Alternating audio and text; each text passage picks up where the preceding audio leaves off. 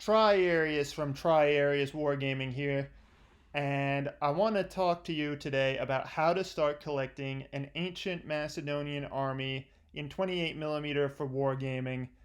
And this video will work for whatever rule set you're going to try, and because the basics are the same, whether you want to play Hail Caesar, To the Strongest, Warhammer Ancient Battles, Impetus, Sword Point, the basics of what you're going to need are really going to be the same for all of these rule sets. You're just going to have to tweak a few elements.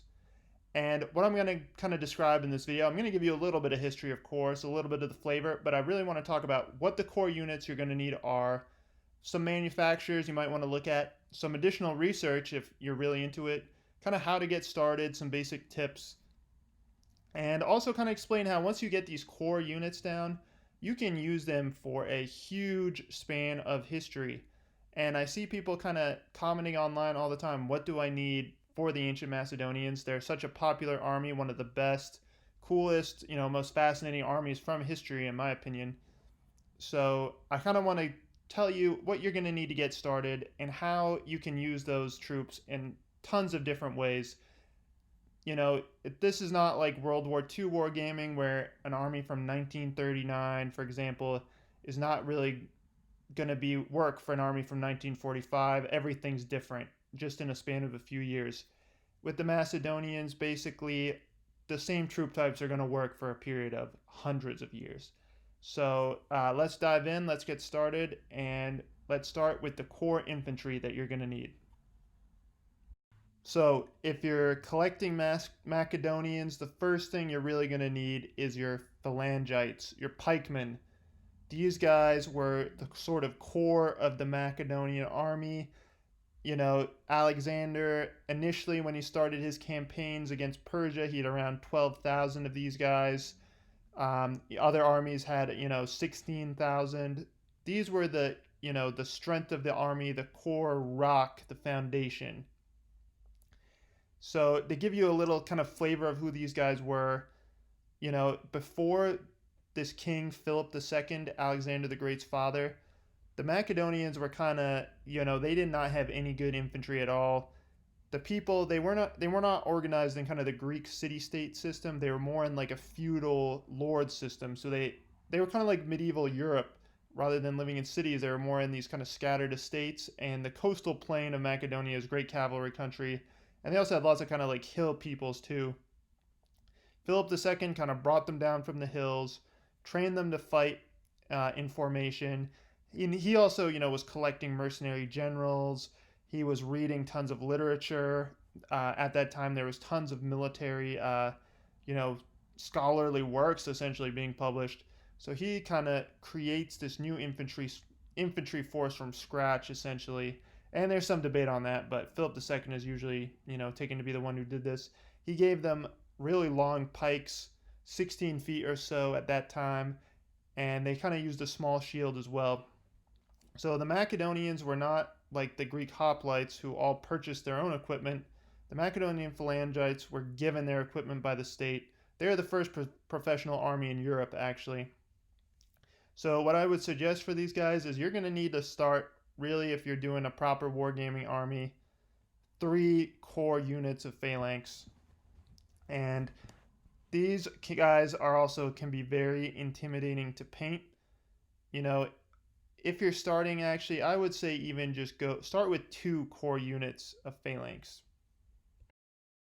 To organize your Phalanx, what you're going to want to do is you're really going to have them arrayed 4 men deep. And then depending on what game system you're using, that will kind of determine the length. I recommend either basing these guys on 40 by 40 centimeter squares. That's, so you'll basically have 4 guys to a base, and a unit will be 2 bases deep. You really need to have these units to be 4 guys deep to make sense, to look good on the tabletop. I put them on these things called the bat bases. I can put a link to the store where I get them. I use much larger bases. I mainly only play to the strongest rules, so I base all my troops for that in terms of ancients. And I have my units about 6 men across. You might want to go up to 8 men across. So right there with my system 6x4, that's 24 men per unit.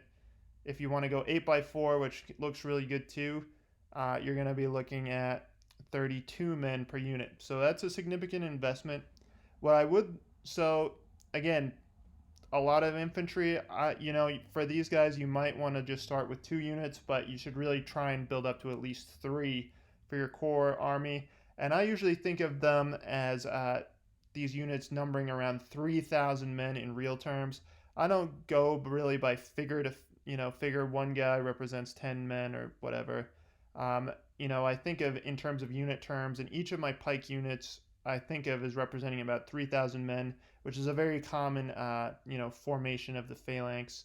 And the Phalanx had, numerous subdivisions, but 3,000 men was like a taxis, basically, and that was like a core regiment force. One thing you might want to do with your Phalanx is differentiate them based on what shields they have. Now, I mentioned before the Macedonian infantry, all their equipment was supplied by the state. And unlike Greek hoplites, who had lots of different shield designs, probably actually the Macedonian units would have had standardized shields. They're often bronze shields, um, and they would actually also have unified designs. I didn't paint mine this way for the most part. I kind of did a mix of shields because you do actually see temple wall paintings and stuff from Macedon where they have different colored shields painted different ways.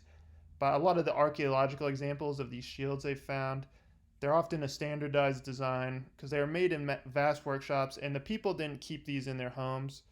Generally, these were stored in, kind of a central armory which the king would distribute out. And different kings and rulers would have kind of custom sigils for their shields, and they found different examples of these. For example, like Antigonus was one king. His men had kind of his initials on their shield. So standardized shields is definitely a thing. You can paint them either bronze or in colors because they may have been painted. But it's worth noting that the Macedonian pikemen, they're often referred to as chalcospides or bronze shields. And then another thing might want to do is you're gonna have different quality units of phalanx in your armies.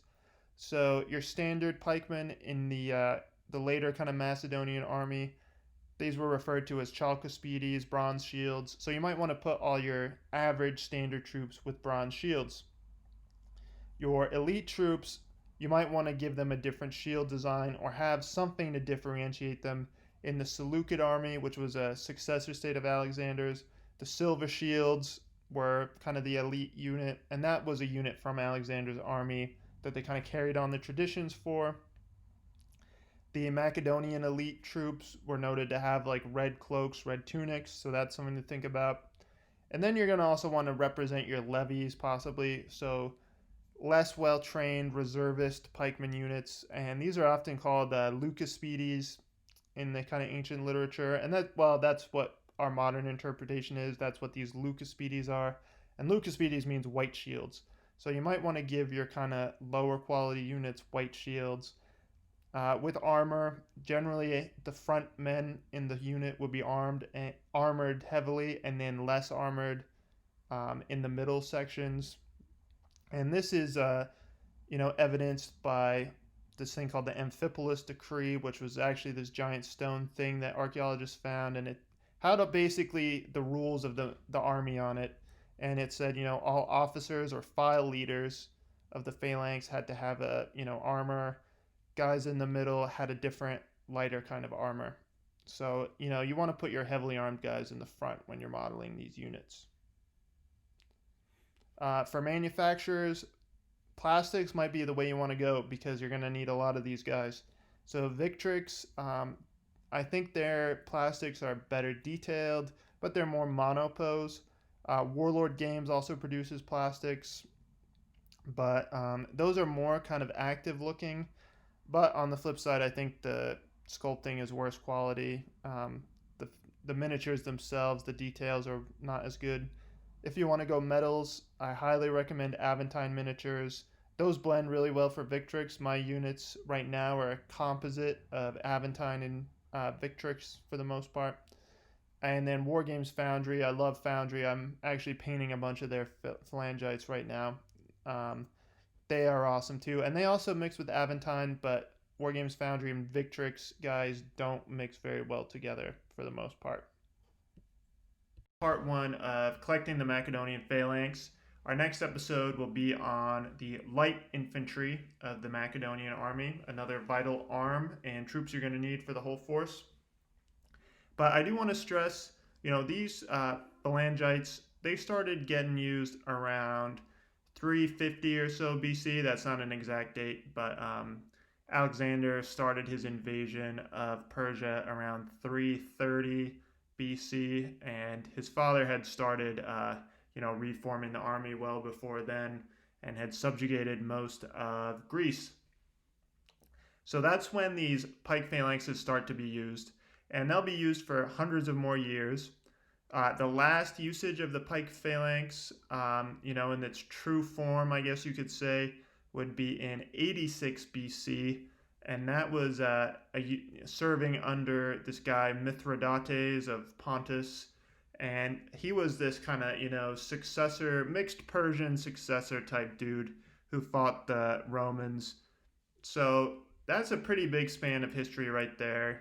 Hundreds of years, tons of conflicts. These phalanxes can be used to fight Republican Romans, Caesarian Romans, in that case, Persians and Greeks in kind of the earlier stages, Carthaginians. Pyrrhus of Epirus he's a successor general. He campaigned in Sicily against the Carthaginians, against Gauls, Galatians. Really, the potential is limitless. And if you actually want to take your phalanxes a little later, here's, you get into a little bit of difficulty, but at the siege of Jerusalem by, I can't quite remember if Vespasian was emperor at that point or not, but his son Titus was definitely there. So you're talking mid-1st century AD, well within your Lorica, Segmentata Roman era, Imperial Romans, early Imperial Romans. There was actually allegedly a phalanx there, and I say allegedly, I mean our source for it, Flavius Josephus, he records it being there. One of the Roman client kings in the east, Antiochus of Comenge, kind of tricky to pronounce that, but he actually was this successor king of a fairly minor principality, but he apparently still had a unit of Macedonian troops, trained to fight in the pike phalanx style. And these actually were basically killed or captured to a man. I don't think they had probably ever seen action before, but they were, really hyped up and inspired, and they decided to try and capture the breach in the walls of Jerusalem, and they all got cut to pieces basically trying to do that. So, depending on how you feel, you could field a unit of pikemen in an Imperial Roman army during that Judean campaign, the Siege of Jerusalem campaign. Another possible use for these Macedonian pikemen in a middle imperial army would be under the reign of Emperor Caracalla, who was the son of Septimus Severus. And this is kind of one of those transition points. This is kind of the early empire is kind of turning into the mid-empire. Actually, it's more like the end of the middle empire, excuse me. So, Emperor Caracalla instituted a 16,000 man phalanx inspired by Alexander the Great. Caracalla was a Macedonian fanatic. He was obsessed with Alexander the Great. Even on campaign, he ran into, any person of Macedonian ancestry or ethnicity he ran into, immediately got promotions. One tribune he ran into, I think his name was like Antigonus, which is like a classic Macedonian name. He was like, oh my God, you're like so Macedonian. You're so Alexander the Greatish, yeah, field promotion right away, just based on being a Macedonian with an awesome name that was from history. So he created his own Macedonian phalanx, 16,000 men. I think it was technically like 4 legions, something like that, that he freshly raised. And historians have kind of doubted that this actually happened, but recently they did actually find tombstones with people from those units, names on them, and depictions of them fighting as phalangites. And the literary descriptions are pretty clear. They were armed and equipped in the Macedonian manner, and especially at that time, Rome was like fighting the Persians quite a bit, or the Parthians. Can't remember if they're Parthians or turned into Sasanian Persians at this point, but they're campaigning a lot in the east against Persian type peoples, and they kind of wanted to recapture some of Alexander the Great's legacy. The Romans had a tough time with the Persians. They're kind of like, how come Alexander the Great did it so easily? Maybe we should copy these phalangites. Since they weren't really widely adopted, I don't think it was a huge success. The sources are kind of quiet on that, but yeah, you have for your kind of Hellenistic era gaming, these troops have tons of potential. And then, depending on how you want to play, you could actually possibly introduce them in certain situations in the Imperial Roman era too. But you probably want to classify them as raw for the Imperial era because they don't really seem to have done very well. They should be kind of a lower grade than your height of Macedonian power type troops. So thanks for listening. This was part 1, and we'll be coming back to you soon with a part 2, maybe talking about light infantry and cavalry. And, we'll try and cover different specialist units in this series. I have a huge Macedonian collection. I'm adding to it all the time. So I want to take you through all the different units of the army. So thanks for watching. Sorry it was a long one. Catch you later.